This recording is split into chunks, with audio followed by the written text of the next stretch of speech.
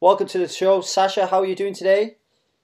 I'm doing well. Thank you, Lee. How are you? I'm absolutely fantastic. A little bit tired. Stayed awake all last night working on something and didn't get to sleep until 6 o'clock, but I'm reinvigorated by the sight of your wonderful earrings.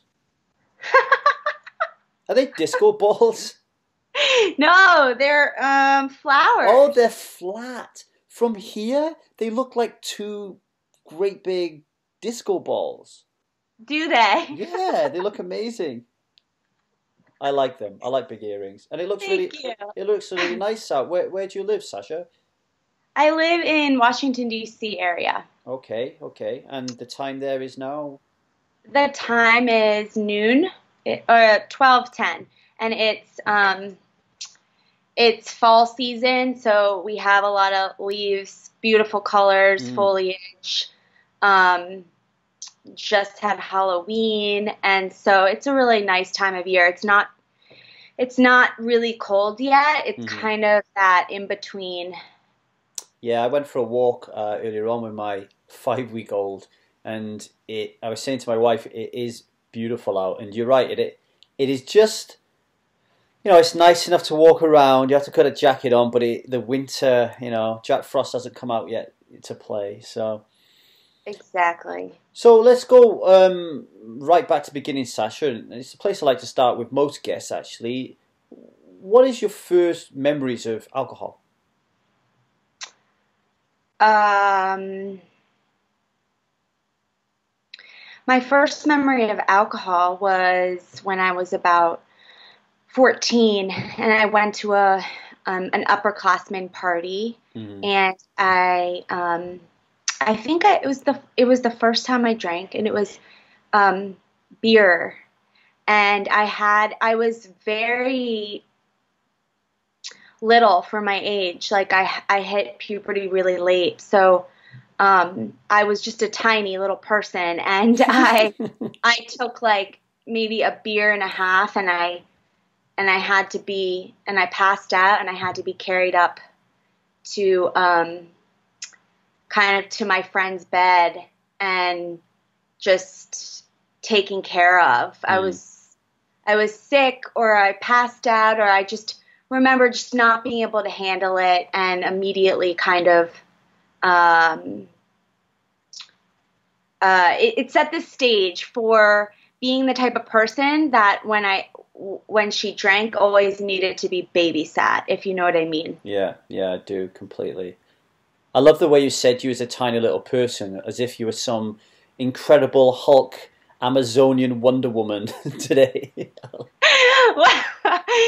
Only in my mind, but no, I yeah, that's I obviously tolerance played into it, in the sense that, like, I just my my tolerance based on my body weight was so small, Mm, and then mixed with just an inability to digest alcohol. Like, I see it as an allergy. Um, those of us that are addicted, I see it as an allergy. And so you mix those two things together, and I was like, you know, I was kind of doomed from the start. explain what you mean when you say you look at it as an allergy.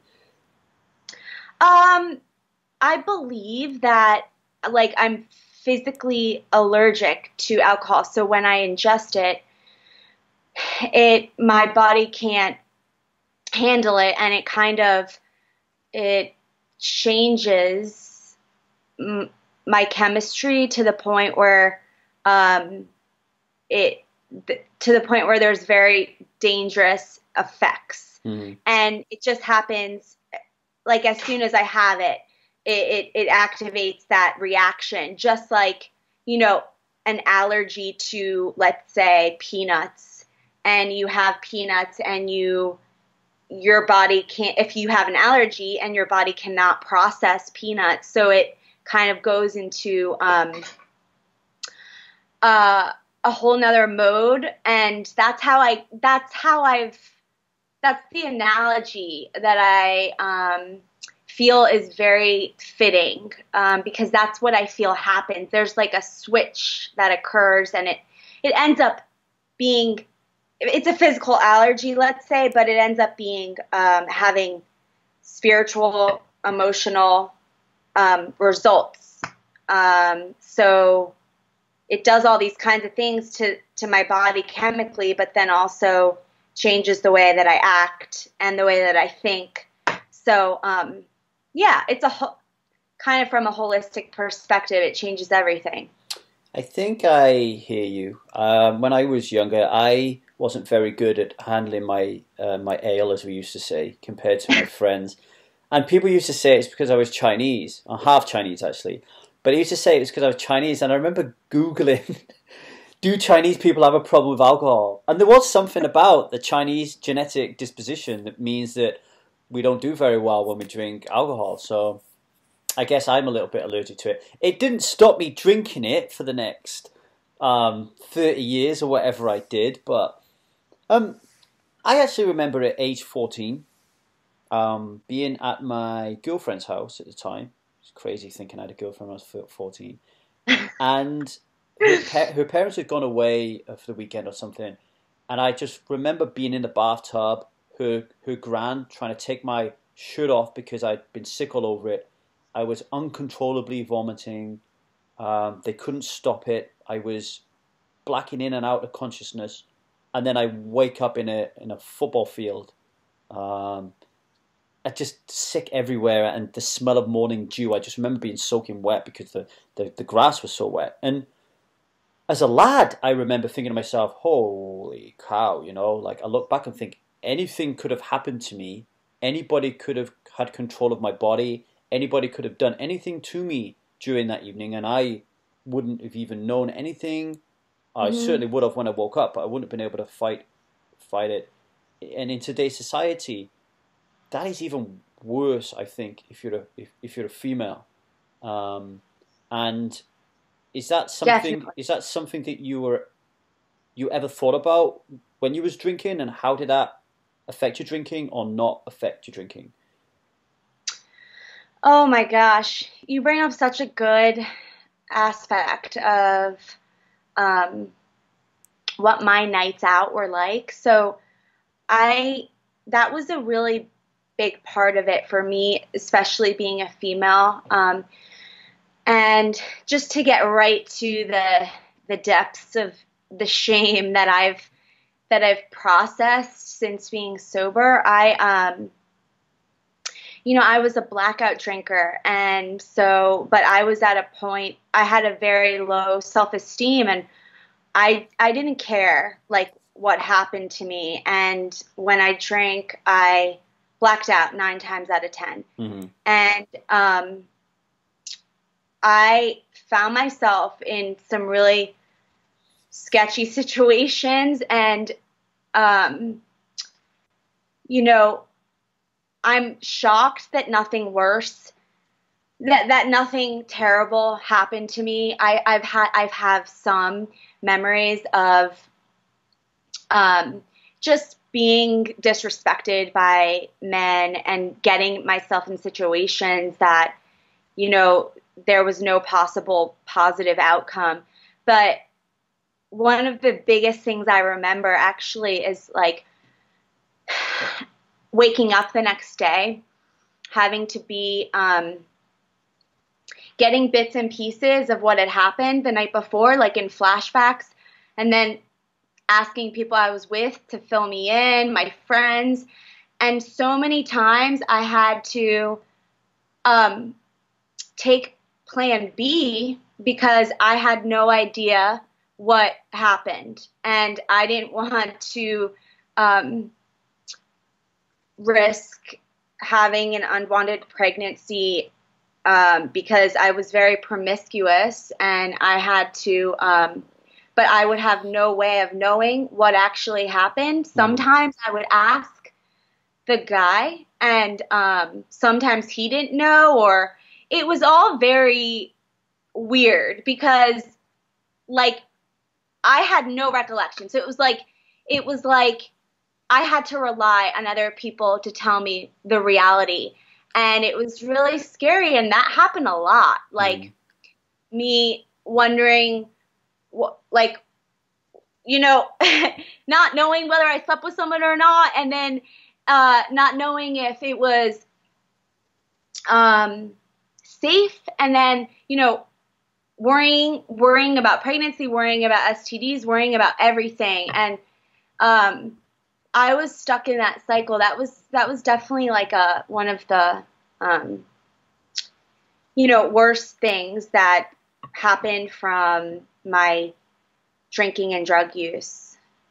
And I think thanks for sharing that, Sasha, because I know it's things like that are not easy to think about, and they're not easy to share with people because, you know, the society has certain taboos that we're labeled on as we grow up, and one of those is sex and talking about our sex lives and stuff like that. But I think it's a really important point to talk about on these shows for people because it has a real strong root in addiction, sex, I believe. And you said something there that I want to talk about. You said that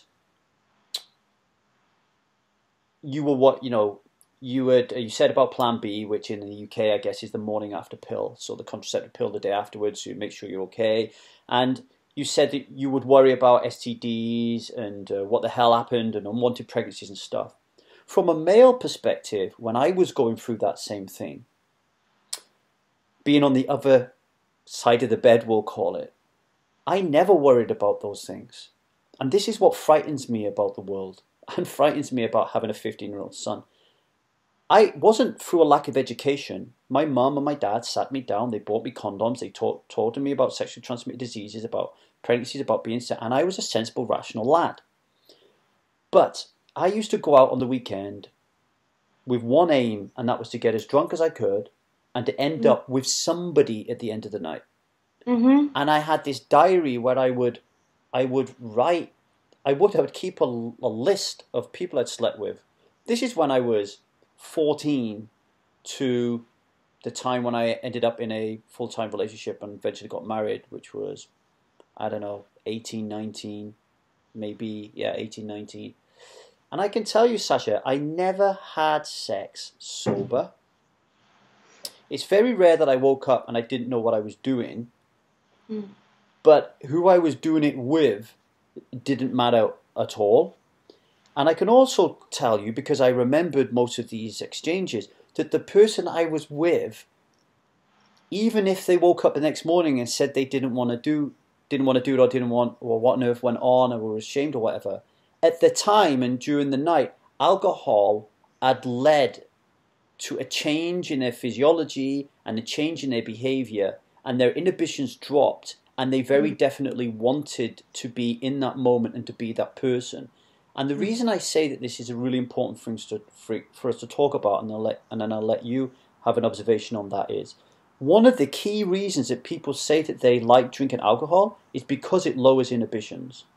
Well, yes, it does lower inhibitions, and I will never deny that to people. But what I will challenge is that a good thing? Is it a good thing if you're shy and a retiring type and you struggle with people, so you decide to drink, and the next thing you wake up the next morning and you don't know whether you've had sex with somebody or not? Is that a good way of lowering your inhibitions? Or are there better ways of inspiring confidence and learning to grow spiritually and to learn to meet new people and to grow without drinking alcohol? You know, it's this lowering inhibitions thing is an absolute nightmare for people. It is a trap. It's a fallacy, and it's a dangerous illusion.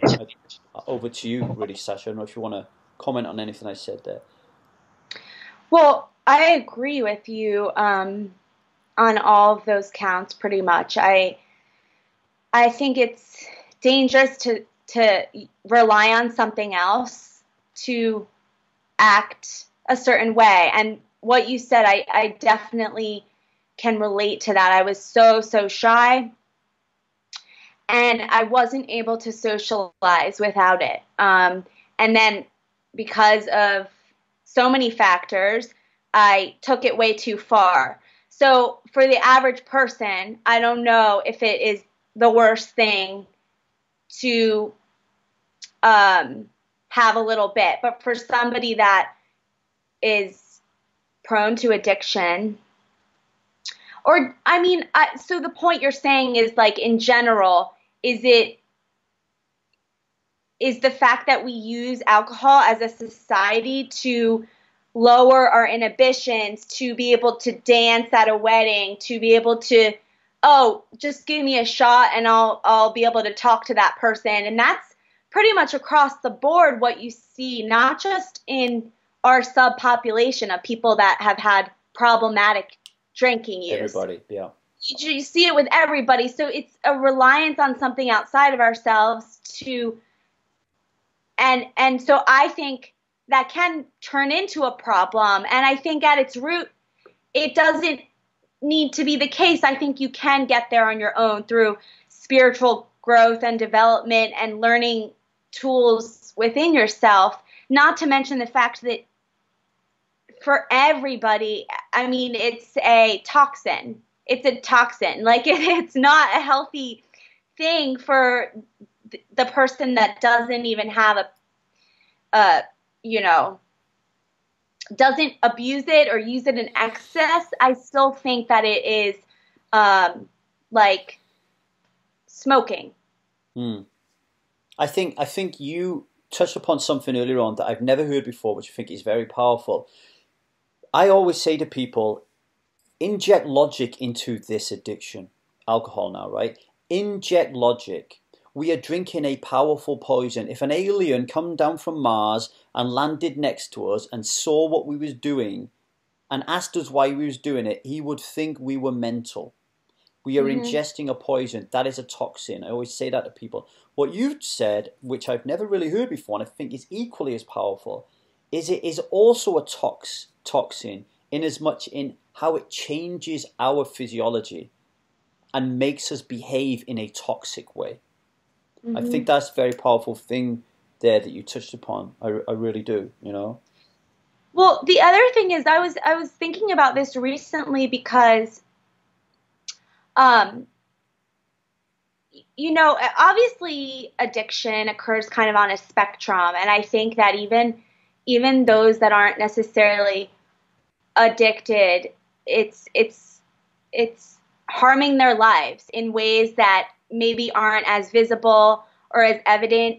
And what I've seen, and even going out with or being at an event where there's drinking and being able to see it with clear eyes, is that so many people, like, so much drama is created from people when they're under the influence.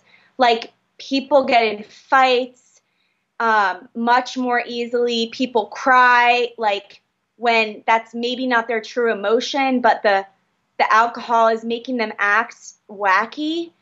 And I just feel that it would bypass so much grief if people didn't use alcohol so much. Like, so much chaos wouldn't happen between couples and people at dinner. And you see it even, like, on television shows. Like, when there's alcohol involved, there's going to be, like, some kind of conflict that wouldn't have happened otherwise. And I'm not saying that conflict is even bad. You know, there's the idea that, like, alcohol gives you the courage to do, express your true feelings or say what you really want to say but don't have the guts to. And I don't necessarily agree with that fully. So I don't know. I mean, it's interesting to kind of theorize about and talk about. What do you think? I mean, what comes up for me when you talk about that is choice. Now, I know that this is a very controversial topic, but I always promote in the Needy Helper what worked for me.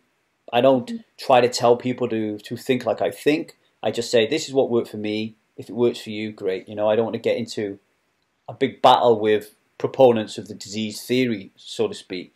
We were talking earlier on about blacking out, and not understanding if we've had sex with people or what, not even sex, like what have we done tonight? You know, who have I offended?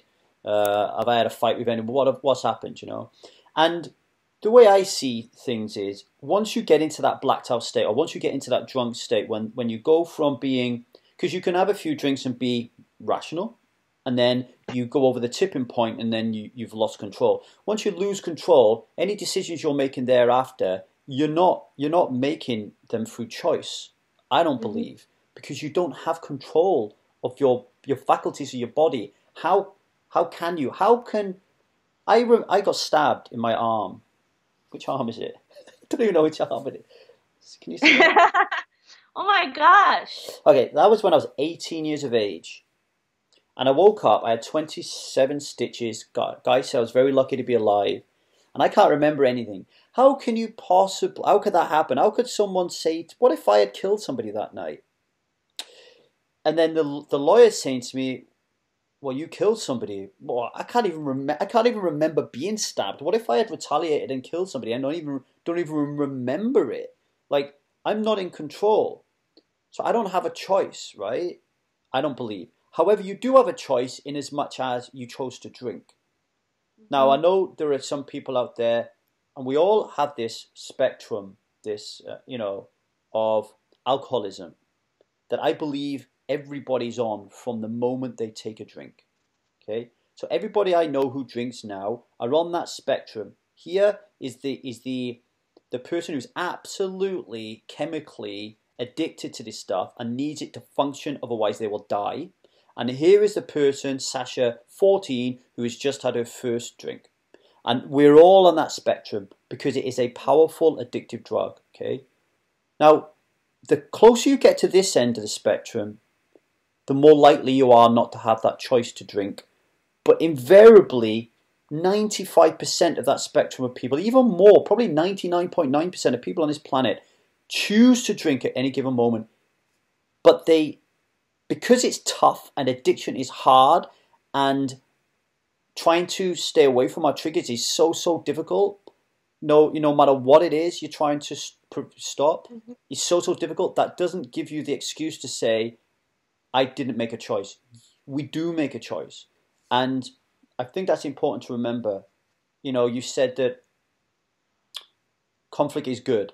Conflict is very good in a relationship or in life because it allows you to move forward and advance in so many ways. But it is not good when you've been drinking because you don't have control. Therefore, you are not making choices. Therefore, the conflict is not going to be used to any benefit. And the likelihood is it's just going to end up being angst and agony. So that's what comes up for me. It's our choice, our ability to control the one thing in our life that we can control, which is our mind, our thoughts, and our choices and our actions. And alcohol robs us of that. And I don't know about you, Sasha, but I used that as a powerful tool to stop drinking. Absolutely. I loved what you just said. I mean, every single word.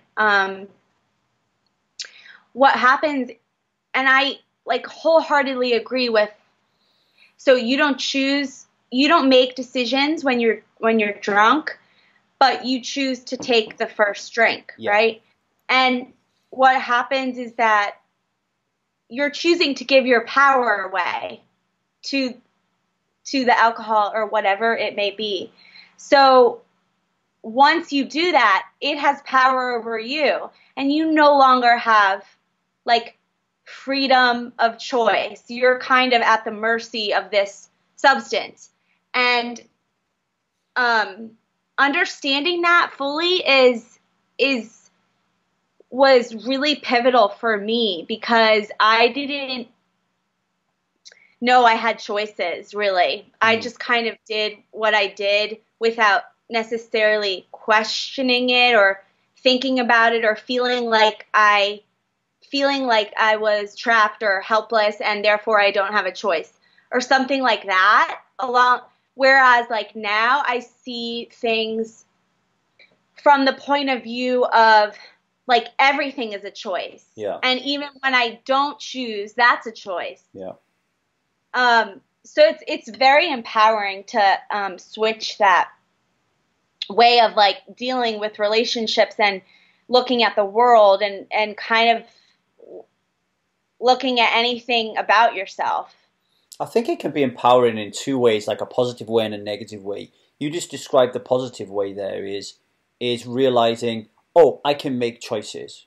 And everything I do is a choice. And I'm the same as you, Sasha. It wasn't until I gave up drinking alcohol and the white space appeared in front of me all this time and my mind wasn't foggy that I started to think and philosophize a lot more and realize and understand the power of choice. But there are some people who also get empowered, even though they're not getting empowered, if that makes sense, by saying, hey, you know what? I don't want control of my life. Fuck it. It's too difficult. I cannot make a decision. I don't know what to do. I'm scared of life. I don't even want to go out the front door. So if I drink, this shitty, crappy, little, weak person will disappear and this strong, beautiful Amazonian will kind of emerge and take over the new world, right? Yeah. Yeah. But it's bullshit because that's not you. I was in a relationship before where I remember getting on the bad end of some real horrendous fights and behavior due to this other person's drinking. And I also remember being in despair, just wanting to literally ram this woman's head into a wall.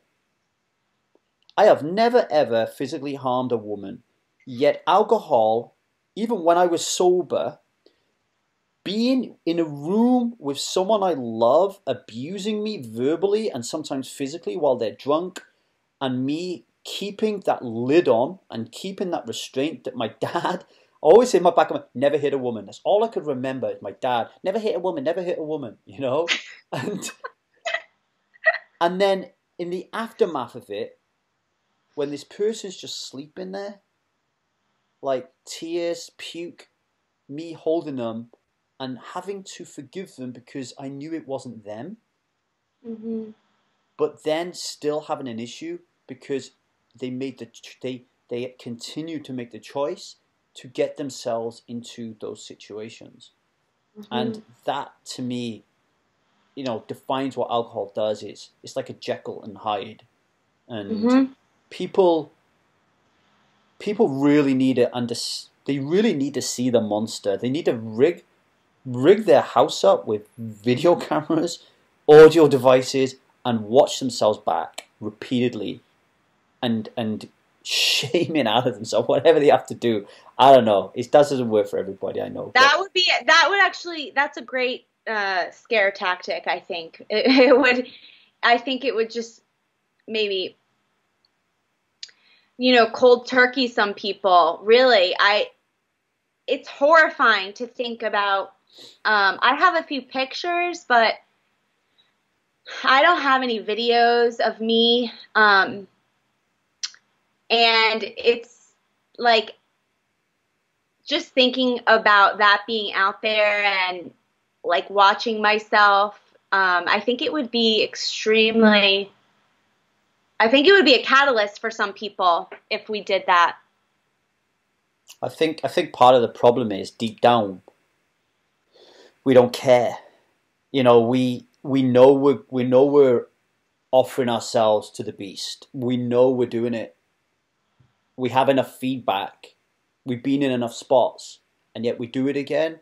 So I think, I went to my first wife and said, please, our marriage is going to end if you do not stop drinking. And she said, I'm not going to stop drinking. Like, talk about a shot to the heart. Like, all of a sudden your love comes below a bottle of wine. I know children who have said to their parents, please, can you stop drinking? It's hurting me. And their parents look at their children and say, I'm not stopping drinking. Now, line those same parents up against the wall, stick a microphone in their face, stick them on national television and say, what will you not do for your children? And then people will say, I will do anything for my children. I will give my life for my children. I will kill myself for my children. I will take a bullet for my children. I would sell my house for my children. Yeah, but you won't fucking give up drinking alcohol for your children, will you? that is how Yeah. powerful this It's addiction is, you know? so strong. You can see I'm a little bit passionate about this because Yeah. I, Just a little. because I did kind of get booted out of someone's life in favor over a bottle of red wine. But let's not, hide that kind of like upset. No, I love the conviction. It's just the way I feel. So you're 14 years of age. We kind of segued there for like 25 minutes on musing about life, as you do. Very good, though. I think people will get a lot out of it. So you're 14. I get it. Sasha, I've seen people like you. I was married to somebody like you, actually. A waif-like, very small, thin, kind of like person who doesn't need to eat a lot and they're full, doesn't need to drink a lot and they're falling over. And I guess and imagine your friends all drank. That was your social circle. It was very difficult for you to not drink, I guess. I mean, let me ask you the question. I mean, the way I see it, people drink for two reasons. They drink because they're trying to forget something, which is normally related to some trauma. Or they drink because that's what the world does. Which did you fall into? Well, I would say at that time, right then, I drank to feel comfortable in my skin. I mean, that was really the reason I drank. Like I said earlier, I could not socialize. Because you were shy. Yes. So it would cause me so much anxiety to even go to school, that to go to a party and to think of things to talk about, and carry yourself confidently and maybe talk to boys. That was like so far out of my reach of what I thought I was capable of, that I needed alcohol to do it. And I mean, that was my initial desire for drinking, was to just feel okay in my skin and kind of shut off the negative self-talk of being so self-conscious. So not only was I shy, but I was just very negative, critical of myself, and self-conscious. So I could not it kept being a self-fulfilling prophecy. I would go to a social thing and not be able to talk to people, and then I would feel weird and left out and unliked, and then I would feel even worse about myself. So alcohol took all of that away. Like, it made me the total opposite of who I thought I was. Confident, talkative, able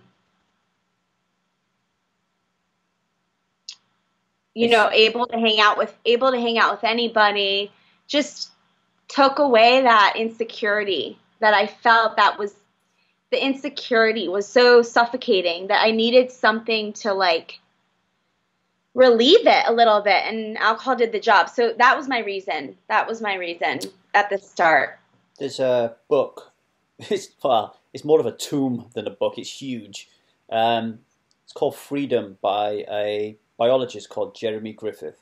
And I think if you ever have the time to read it, and I know you're a reader, I don't know if you've ever had closure around that anxiety, self-esteem, social butterfly kind of issues when you were younger, but this book will really help you to take a good look at that chapter in your life. It's called Freedom. I'll put a link in the show notes. And I see this a lot because I interview a lot of people, and reading Jeremy's work and thinking about it and philosophizing about it myself, I've come to a conclusion, probably the contrarian conclusion, that we're all the same. And at some point in our adolescence, and my boy is 15, so he's probably going through it right now, there's a war going on inside our minds between how we how we feel deep down in our hearts that we should live our life, okay? The way that we were designed by nature to live our life, okay? So I have a 5-week-old downstairs, and she's designed. Listen to this, Sasha, right? And I am segueing, but it's important. My wife gave birth 5 weeks ago in this very house, right? She pulled her daughter out of herself, threw her onto her chest. And that baby, literally just in this world, for some reason, knew to go straight to her breast and start suckling. That is nature. That's what I'm talking about. That is a pre-designed operating system in humanity of how we're supposed to exist. And I believe that is based in a very loving and nurturing state. And that's why when we look at kids, they're so loving and they're so beautiful and they like to play and nothing really kind of gets to them, right? And then you reach kind of adolescence and puberty, and all of a sudden consciousness starts to take over. And you look around you and you see that the world is not like you think it should be. You look at your parents and they're getting pissed and drinking poison and arguing. You're looking at television and there's violence and fights. You might have even started to watch pornography and you realize that actually tying somebody up and hitting them with a paddle doesn't constitute what you believe making love is. And this war goes on inside your mind of who am I supposed to be? Am I supposed to be this loving, nurturing person? Or am I supposed to fit in with the world? And if I do fit in with the world, I actually don't feel like I want to fit in with the world. But I have to, because if I don't, I'll be all alone because nobody will like me or nobody will love me. So now I have to make a choice. What do I do? Do I go with my instincts, my natural instincts here, and be alone all my life? Or do I like go against my instincts and wear a mask and be somebody I'm not supposed to be? And then I'll fit in, everyone will like me. And that is where people hit drugs and alcohol, because they cannot wear that mask. They need help. And that is really coming out for me listening to you. Yeah, that was such an important point that you brought up. It's not being able to reconcile the two worlds that you find yourself in. And I love that I could listen to you all day, I feel like. Go and tell my wife that. She thinks I'm boring. Liza, if you're listening, I'm only joking. It's because she hears it every day. She'll say, Lee, go and wash the dishes. I read this book the other day that said men don't have to wash the dishes. What book was that? I made that one up. No, but it is an important point, Sasha, isn't it? Because I don't want people out there thinking that they're different. They're not. We're all the same. Mm-hmm. We're all screwed up, fucked up in the head. But there's a reason for that. And it goes back millions of years, and it's called consciousness.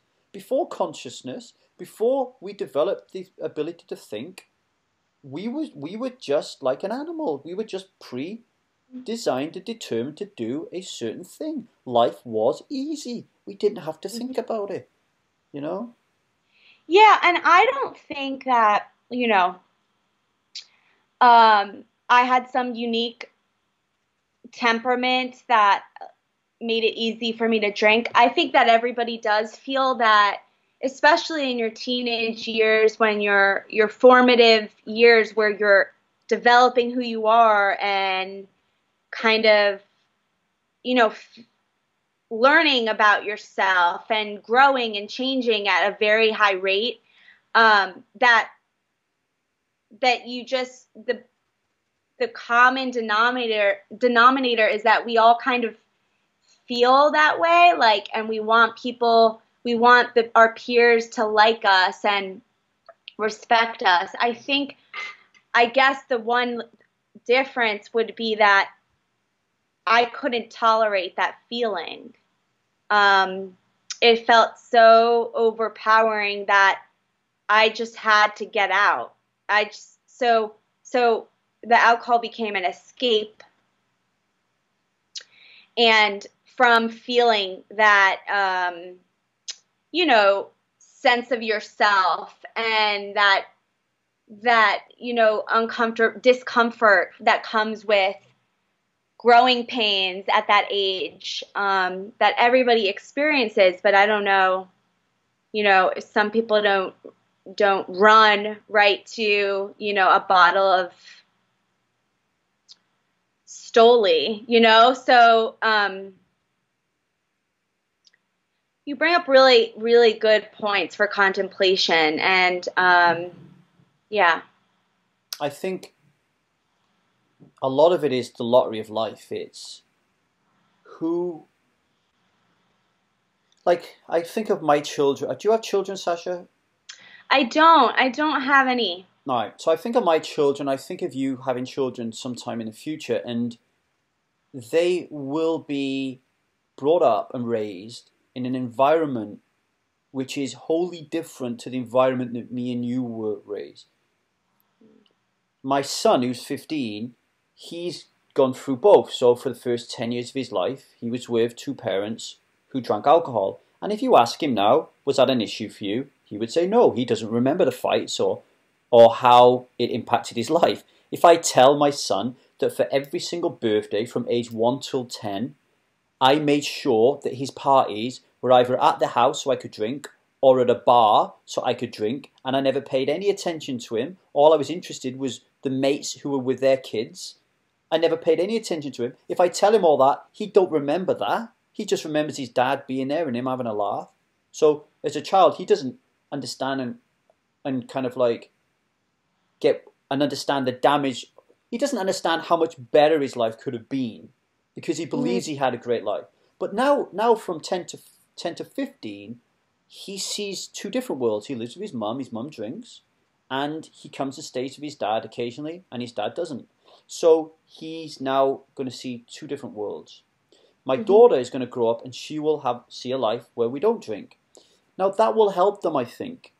When it comes to adolescence, my daughter, I'm thinking now, when it comes to adolescence, and it comes to that battle, that inward battle we talked about between, consciousness and our kind of intellect and the way that we're designed, when that starts to happen, I will be able to provide her more tools, tips and techniques and to talk to her and to help her around that.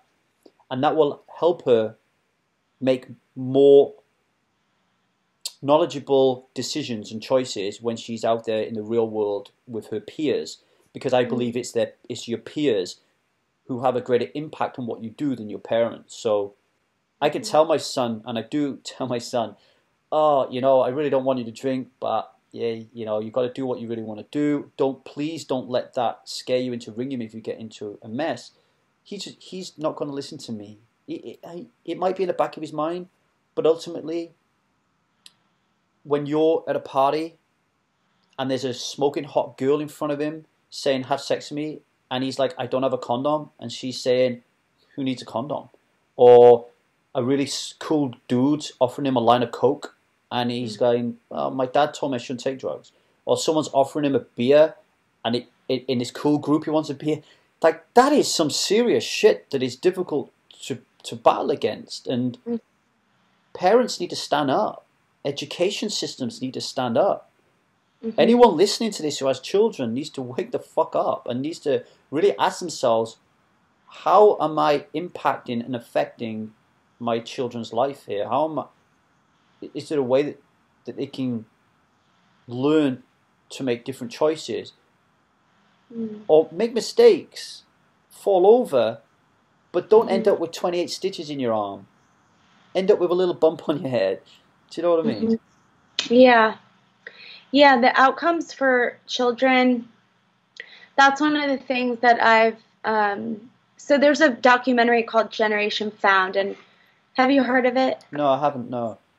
So it's from the same producer as, filmmaker as The Anonymous People, which was a really well-received documentary about addiction. And then this second one called Generation Found is all about today's generation and how we can change outcomes for these children. So it's really an amazing film. I saw it, and then I organized a screening in my area in DC just 2 weeks ago, and got a big group of people to come to the theater to watch it. And it basically follows a recovery high school in Texas. And it shows that the kids, because these problems start so young, these kids that are in recovery high schools, like what you're saying, kind of learn these tools and to navigate life, to conflict resolution, self-esteem, and it helps them so much at this critical stage in their lives, in the time of high school.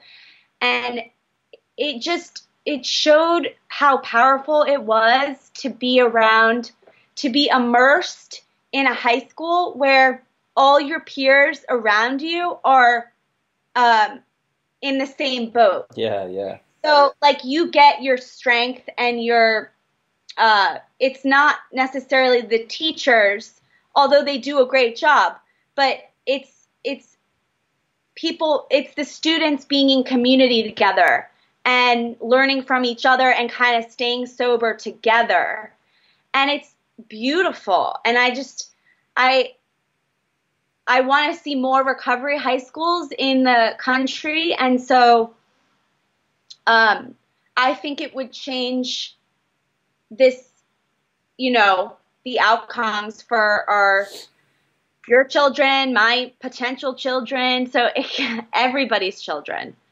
Yeah, what you're saying there is, I just finished filming an online training course called Finding Meaning and Purpose Through the Art of Story, where I teach people, once you've given up drinking alcohol, how are you going to get your life back together? Where you going to go? What are you going to do? And I talk about how our lives are an intricate set, like a Russian doll, of stories inside stories, inside stories, inside stories. And I teach people that being an alcoholic is a story, right? It's a story with a 3-act structure, with a beginning, a middle, and an end. We have an all is lost moment, which is normally called rock bottom. There is a villain, which is alcohol. And at the end, there's this tumultuous fight where the hero defeats the alcohol and the treasure is sobriety, right? That's our story, right? We need to make sobriety and the story of sobriety amazing, interesting, exciting, fascinating, wonderful. We need it to evoke emotion that elicits happiness, dreaminess. We need to be happy to be still, to be calm, to be on our own, to be just zen-like, whatever. But we need to make sobriety a really great story. And I think what you're talking about there in recovery high schools is exactly that, is getting a group of kids together saying, hey, sobriety is cool. Mm-hmm. Yeah, because right now, out in the world, and when I grew up, and I look at the world now because I coach kids playing football, 15-year-old kids who think it's cool to turn up drunk, and their coach thinks it's cool that they turn up drunk. I don't. I wouldn't, if I was in charge, they wouldn't play. Right? Mm. But right now, it is cool to be drunk. It is cool to take drugs. It's cool to have sex without condom. It's cool to be promiscuous. And it just leads people who are thinking to themselves in the sanctity of their own home, and you are probably one of them. You look in the mirror and go, I don't think this is very cool. This isn't cool. This is not cool. This is not cool. And then they leave the door, and it's like, man, this is so cool. Oh man. Yeah. You just get swept. I mean, it just goes to show, because sobriety is so counterculture, what our culture is made up of, right? And I love the idea, and I quote this all the time, and it's one of the bases of, or the basic kind of idea behind speaking out and getting out there and talking about all this stuff is that someone named Joanne Hari wrote an article about addiction being that sobriety is not the opposite of addiction. Connection is, because addiction is disconnection. Yeah. So when we get well, it's all about connecting to ourselves, our bodies, our minds, and staying true to that connected self, and then connecting to others and sharing your story with somebody, and how we're connecting right now. Just true, authentic connection, without an intoxicant, and it heals people. Like, that's what I think people are starving for. And because we kind of live in a disconnected world, you go out your door and you find more disconnection, and you're kind of like, you learn to also be disconnected yourself. And so it requires this whole paradigm shift of connection being honestly the most important thing, real, genuine connection. Before I comment on connection, how are you for time? Oh, I'm good, actually. Right, because I want to keep this going beyond an hour, if that's okay. Yeah, that's fine with me. Okay, you give me the 10-minute warning. Connection. I recently wrote my first book, right?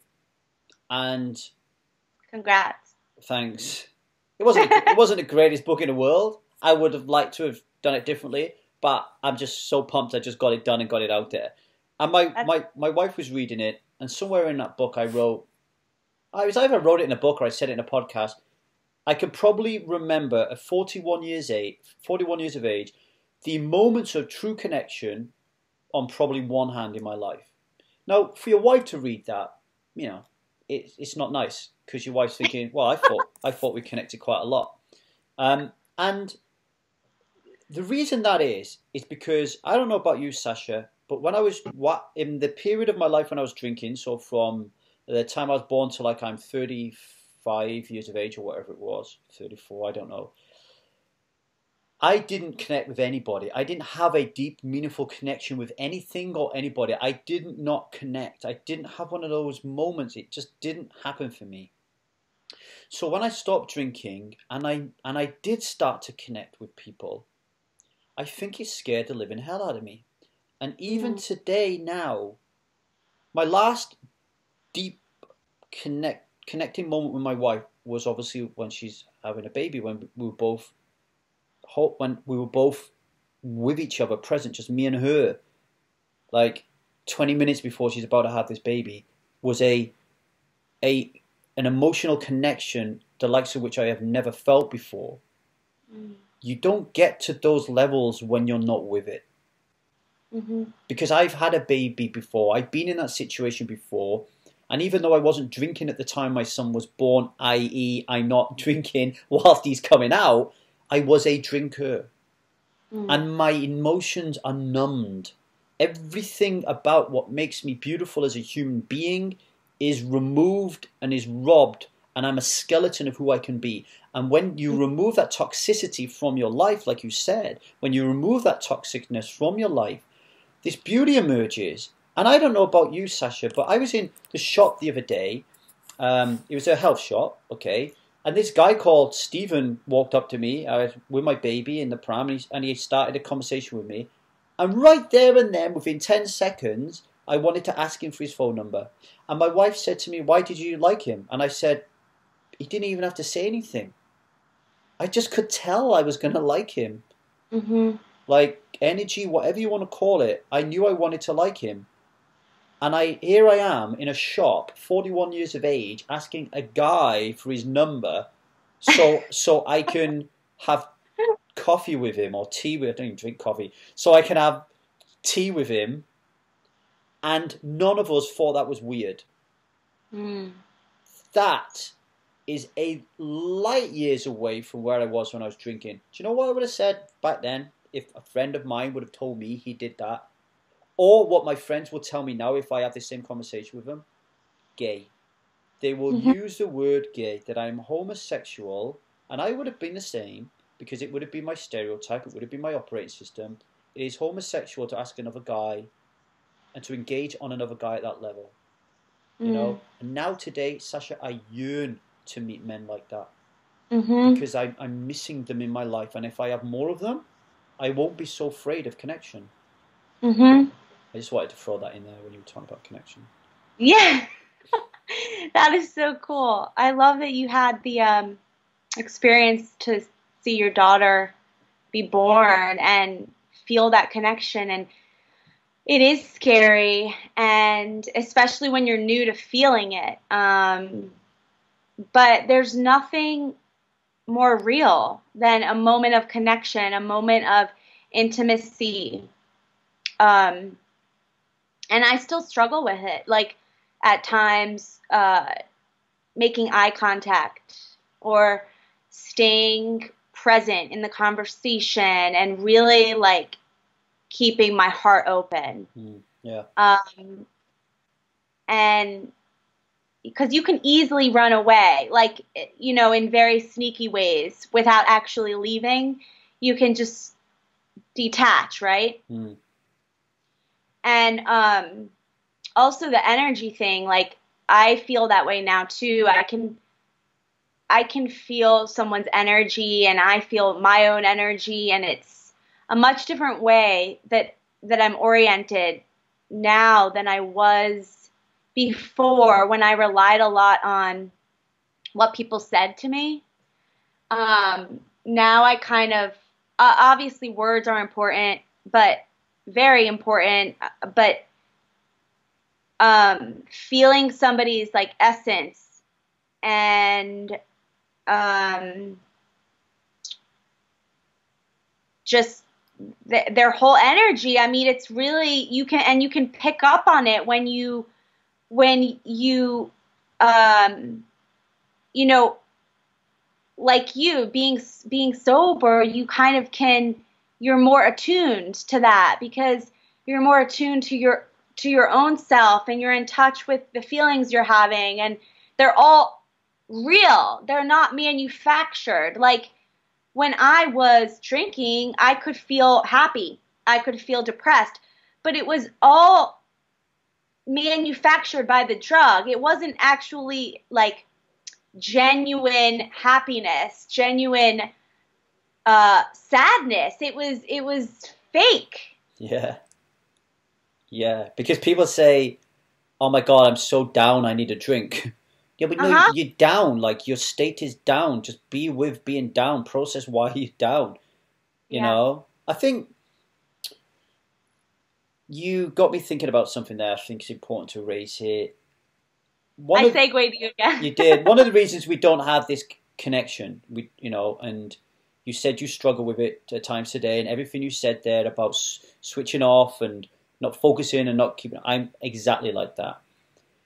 If we go back to this theory that we all go through this battle in our minds when we're going through adolescence about our identity and who we are, because we very often end up becoming someone who we're not, so we start to wear this mask and we start to be like how the world wants us to be rather than who in our hearts we should be. We learn not to trust the world, and we learn not to trust people around us, and we yearn to trust people so we can offload all this shit, because we're not going to offload it to people if we don't trust them. And you can't have connection unless you trust somebody. So if you're drinking alcohol, the likelihood you're not going to trust very many people. And so if you don't trust them, you're not going to connect with them. So to me, trust is really important. You need that. You need to be able to trust somebody so you can connect with them. And you need to be able to connect with someone to trust someone. So I think they're both intertwined. I wanted to ask you a question on, just to kind of draw a line over what we've been talking about a little bit. And then I want to go in a different angle. we talked a lot there. What was the undercurrent of everything we were talking about really was social anxiety, low self-esteem, that kind of stuff. Mm. Do you still suffer from that now? What is the difference in levels? And what have you been doing since then to combat it and to help reduce it so people can learn to kind of make some of those changes themselves? So yes, at times I do experience anxiety in social situations. It's so much less. And I have grown in my confidence and my self-esteem.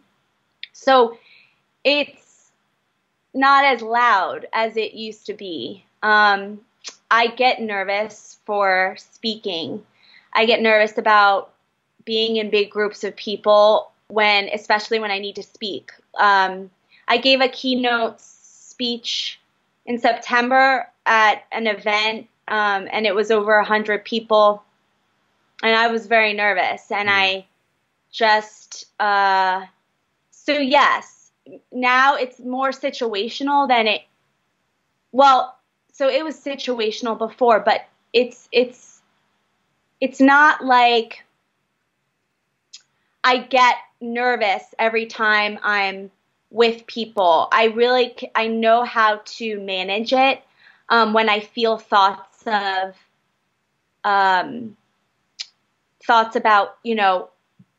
I wonder what they think of me. I wonder if they like me. And I redirect those to affirmations and kind of talking myself down to a place where I'm like, it doesn't matter what they think of me, And so it comes with what I've learned in this journey is just who I am and accepting who I am. So a few things help me with that. Yoga. I have a pretty strong yoga practice, and I will say that I didn't know how important or essential it was going to be when I started practicing yoga at the beginning, but it really taught me how to be at peace with my body and that I'm not just a body, but part of the thing of being insecure around people is being, hyper aware of my image and my body. So yoga was this like magical process of coming home to myself, not knowing that I ever needed that so badly, that I needed to kind of like connect my body to my mind, to my soul. And then on a practical level, I would say, I had some habits that I had to break. So accepting compliments from other people, like when they gave me compliments, I have this, just natural instinct to kind of argue with them or be like, no, I don't have a cute outfit. Like what, and I stopped doing that. Even if I didn't agree, I took it as a gift. Like what they're saying to me is a gift. And I just said a gracious thank you. And somebody taught me that. Somebody that's sober taught me that. They said, just say thank you. And I got the message loud and clear that day that like from that point on, I would thank the person giving me a compliment instead of shutting it down or rejecting them. And I would, over time, that became like a practice of hearing my good qualities and really receiving them, because I had always been like a giver, somebody that was kind of like to please other people and like to say the right thing. And so to balance that out, I needed to be able to like receive when people gave to me. And if that was a compliment, then that was a compliment or a gift or whatever it was. But it sounds very simple, but that really, really helped me. And then along those same lines, in building my self-esteem, I became more conscious of my language, and that a lot of that came with my interest in coaching and the whole idea in coaching that is more solution oriented and based in positive thinking and affirmations. And so I stopped saying that I was sorry when I asked, when I asked people for what I needed. Like, I stopped attaching a sorry to it. Like, and one time I just got so used to saying I was sorry, like that, and being sorry for existing, that I would tell people I was sorry, like almost as a reflex. Like, they would like shut the door on me on the elevator and I would say sorry. Like, it was so, it was almost like I didn't have control over it, but I did. And I stopped doing that. I say sorry now if I truly did something wrong and I want to apologize for it. But I never say sorry for what I need, or taking care of myself, or, not being able to do something for somebody. I don't usually say sorry for that because it's not really appropriate in my mind. No, I think that's really great advice. And in terms of your use of language, this is something that I never really considered until I met my wife Liza, and she told me that words, and like, I swear a lot. You probably just guessed, and I've been trying really hard not to, and I battle with them myself about, like, are there times when a swear word is appropriate, and there are times when I'm just kind of like saying it for no reason. So I think language is really important, and I just want to talk about something that just happened at Needy Helper. We have the Needy Helper Hub, which is a community forum where people hang out, and I create training videos and stuff for them to educate them to kind of overcome their issues and the difficulty and get support and light for life, And there's a young lady on there called Eileen from Australia. Yeah, Australia. And she was saying how she hasn't been drinking for now 6 months, which is great. Her husband still drinks. And they were at a bar, a restaurant or something the other day, just having dinner. And he had a drink of beer and said to her, "Oh, I miss us drinking." And she said that in that moment, she felt guilty. She felt guilty that she had changed their life. And I pulled her up on that. And I told her that language, both internally and externally, is super important. Okay. She said that him saying that made her feel guilty, made her feel bad that she changed these things. And then she started to feel like she had changed things in her life. Now that's what I call a leak. That's a leak in her sobriety that, if she doesn't plug it, at some point could lead to a relapse. Because he either consciously or subconsciously made that comment, either way, because he wants her to drink. And partners who don't drink and one does drink, they always want their partner to drink again. They might turn around and say, "Oh, I don't want you to drink. I'm really grateful that you're doing this health kick. I think it's fantastic. I'll support you, blah, blah, blah, blah, blah." They want you to drink because they've just lost their drinking buddy. Now, if she says in her mind that she feels guilty, that's the wrong language. That's driving a negative association to her decision to quit. Whereas she could reframe that and say, well, actually, who's the person here that's changing the dynamic of our relationship? Me, because I choose not to ingest a poison, or my husband because he does choose to ingest a poison? Why is it the person who quits drinking has to has to tell themselves that they're boring, has to tell themselves that they're stupid, has to tell themselves that they're weird, has to use all this negative language to identify with who we are, just because we're the minority because we don't drink.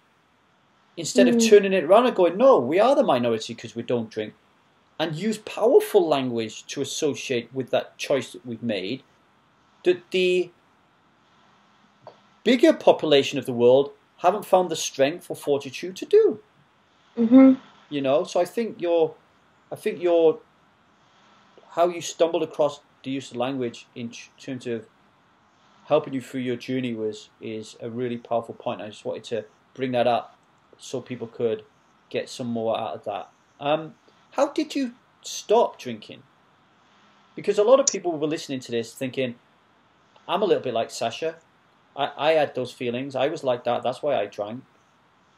But I can't stop. How did you stop?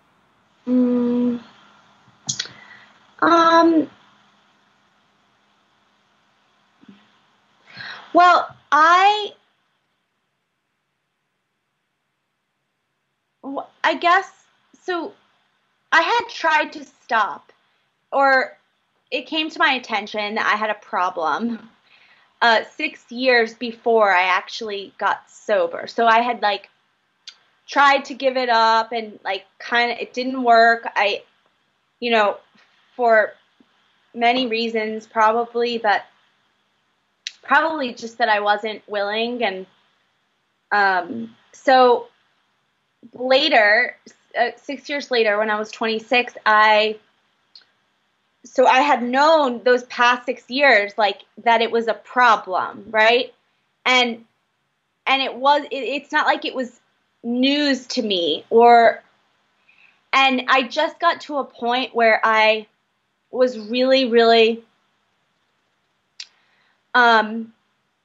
exhausted. And what happened, how it went down, like how it actually played out, was that I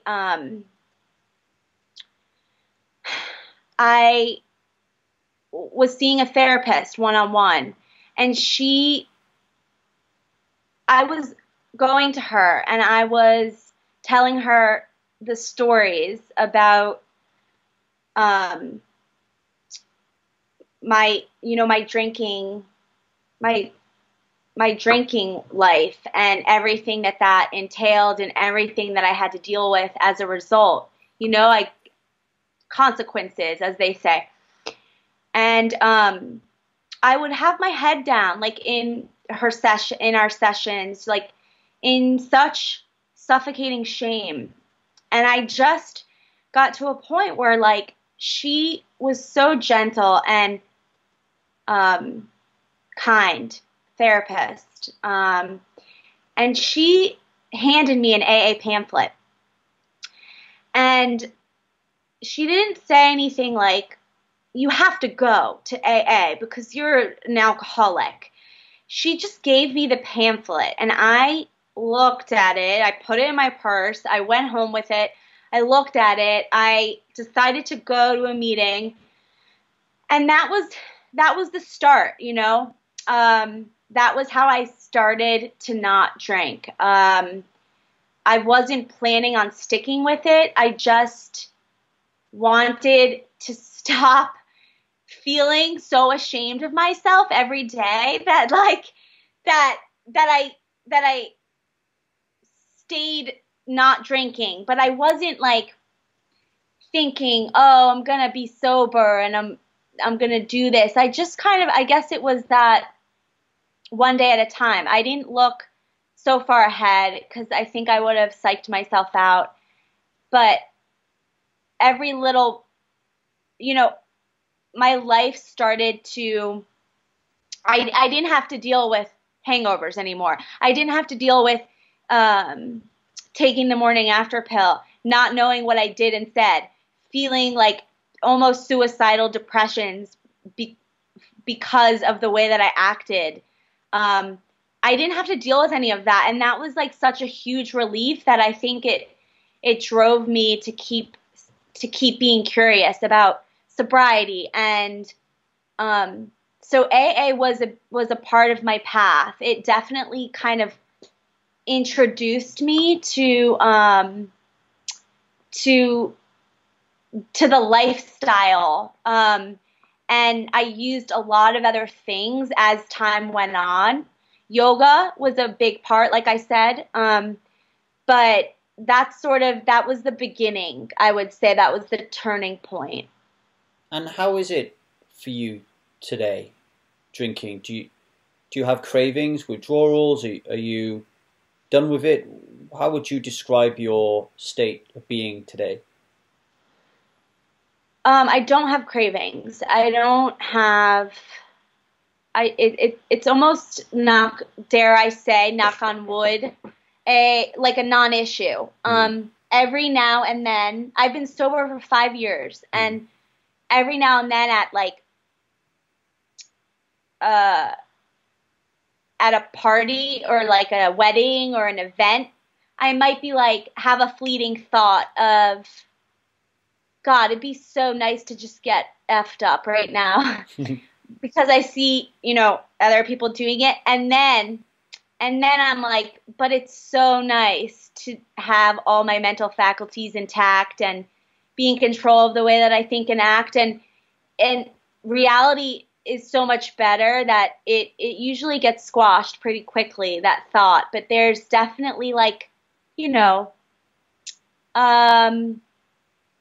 the fleeting thought that pops up from time to time. And now alcohol is not an issue as much as it is for me to not use anything else, not use any other behaviors, not check out with too much social media or working or whatever, anything else, any other behaviors that you might use to kind of escape the moment. So every day it's the task for me is to kind of stay in the present, and usually it's wonderful. And even the hard days, it's so awesome to be fully experiencing life, if you know what I mean. Yeah, I do. Because we think, it's like anything, we think we know what life is like until you experience it in a different way. It's like all the things we were talking about, isn't it? Connection, trust, love, sex.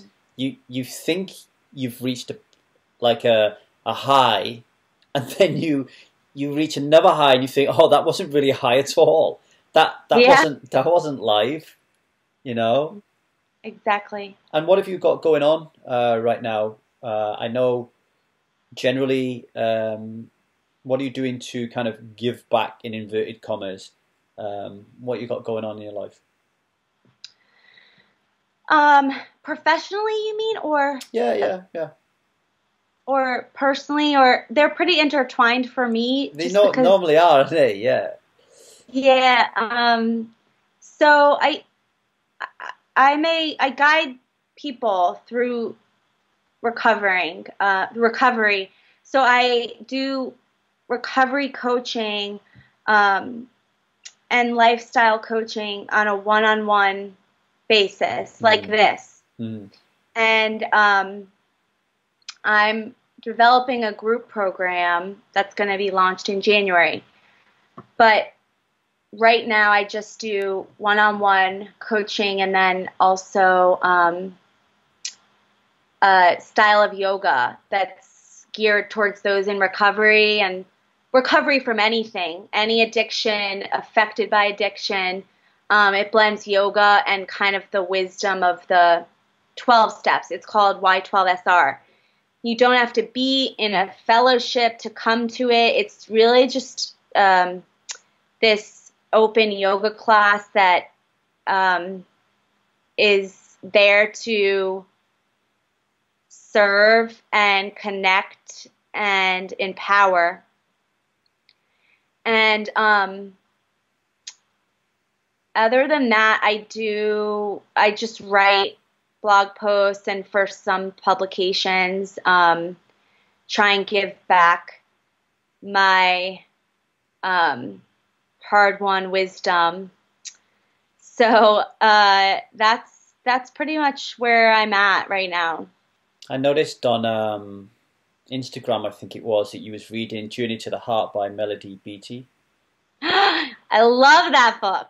I see you was highlighting everything. So I was looking at the phrases you was highlighting, and one of them was, begin by taking one simple action. And I was interested to know, what is your one action? What's the one thing that you know that you've been putting off, that you really need to do, either in your professional life or your personal life, to get some traction going?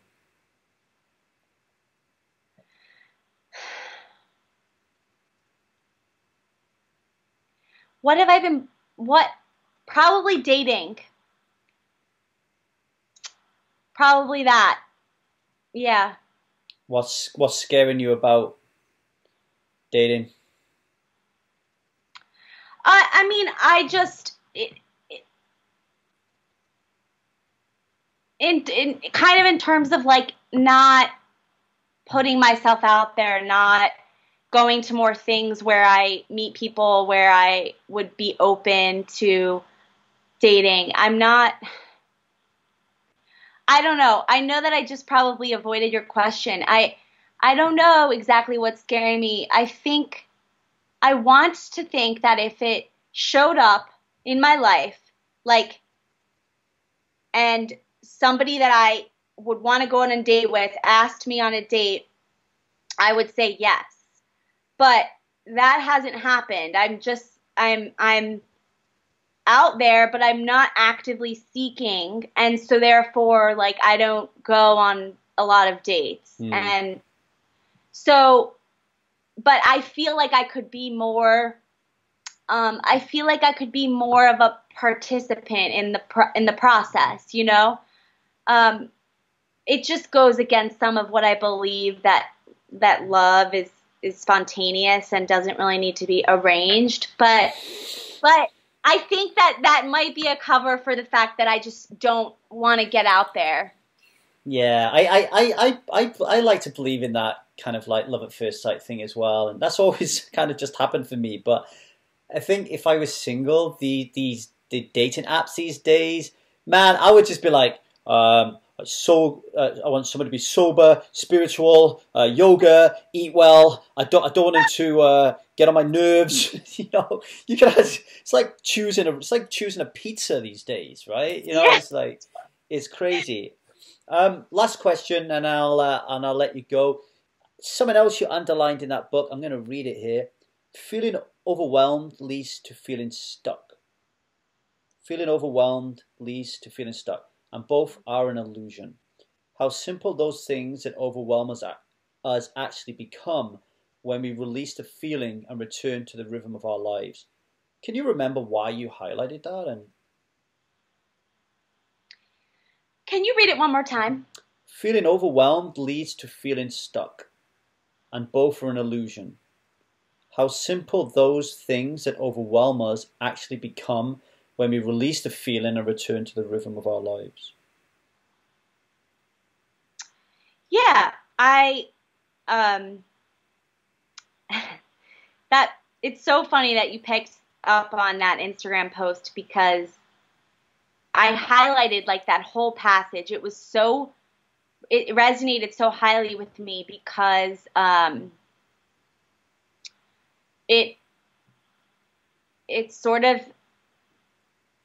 it's just very relevant. I feel I highlighted it because I get overwhelmed easily, and I have to break things down into small pieces so that I can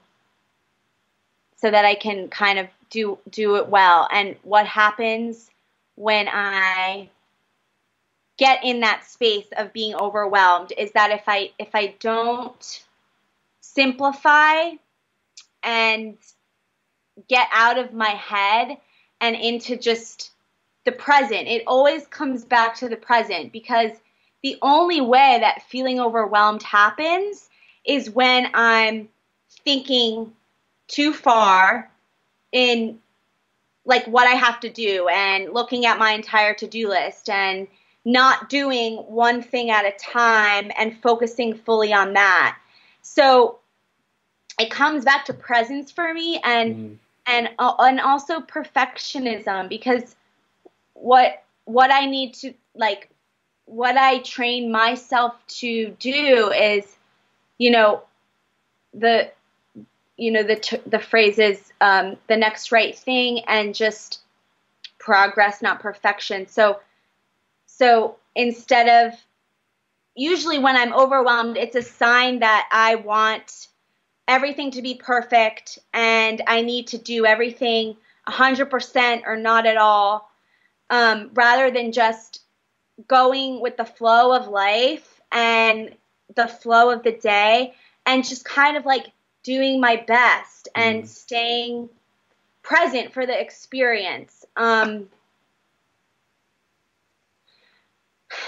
So yeah, I love that passage, and I love that book so much. I'm on my second year of reading it. I read it every morning, and it's great for me as part of my morning ritual to kind of get in that headspace and focus my day. So of course it needs revisiting. I need that whole passage tattooed on myself, but that's why they call it a practice, right?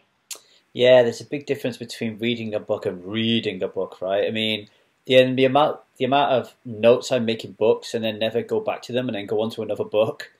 We really should just slow down and devour and learn and educate more than trying to speed read and all these different new fandangled weird things that are trying to cram too much things in our mind.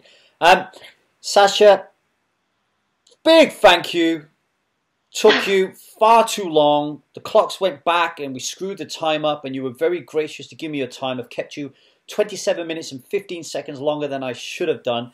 I just want to end by saying a huge big kiss and cuddle. You shared some stuff today that is not easy. You really allowed us to have a good look inside your mind and your emotional state and well-being, and that's very difficult. And people listening into this, you should take heart from that and courage from that and inspiration, because finding the ability to be vulnerable is the key to so much in life, but very definitely your sobriety. So Sasha, I want to thank you for that. I also want to thank you for giving back and choosing to spend your time that has been created since you quit drinking to help other people quit drinking, rather than taking a high-powered job on Wall Street or something else to that effect. So I'm starting to feel that it's a natural progression. It's something that I'm trying to promote on the Needy Helper. I want people to come to the Needy Helper hub to seek help, and then eventually transform that help into helping others to go through that same process. And that is what you're doing, Sasha. And if I can support you in any way whatsoever, you know where I am. Just reach out, give me a shout, and I'll put all your contact details in the show notes so everybody knows how to get hold of you. And yeah, thanks for being a guest. Thank you so much. I can't even express my gratitude right now, because I feel like I'm on a natural high from this conversation. You're so engaging and funny and smart, and some of the things that we talked about today, I haven't necessarily visited, in a while. I don't go back there every day. And so it was special to me. And I just had a lot of fun with you today. And thank you for inviting me to come on here and for everything that you do for this space. And yeah, I hope you have a really great night. You have a little baby, and she's so lucky to have you. I will take that compliment, Sasha. I will take that compliment, and I will go and take over the... I can hear my wife shouting upstairs going, Lee. So I'm going to go and take over my child-rearing responsibilities. Sasha, thanks for joining the Alcoholism podcast. Yes, thank you, Lee. Bye.